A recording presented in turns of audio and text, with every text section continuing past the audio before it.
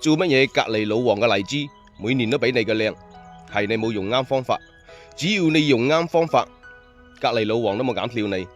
而今同大家分享一個果期全營養嘅葉麵肥，可以點關注收藏視頻，或者以後都對你有用。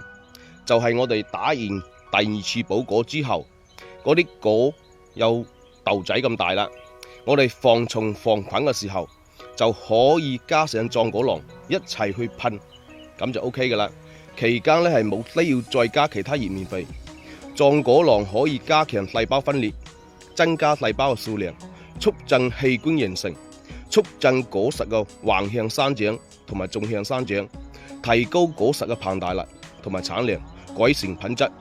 用法係第二次補果之後，我哋每次防蟲嘅時候就加上壯果囊一齊去噴，直接噴到紅頭，咁就 OK 噶啦。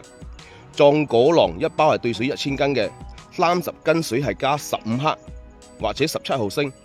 就係二次補果之後，每隔700天我哋要防蟲，我哋防蟲嘅時候就加壯果囊一齊去噴，一直噴到荔枝紅頭，咁就 OK 噶啦。注意一定要防好帝字蟲啊！我哋防帝字蟲就係用速殺加雷級嘅，我哋要輪換啊，冇得次次都用一個藥，一定要記住700天就要打一次防蟲，咁你嘅荔枝就冇會有帝字蟲。要定期防蟲啊，冇得偷懶啊！未備好壯果囊嘅朋友就要揸緊時間備好，快遞係需要3-5天時間嘅。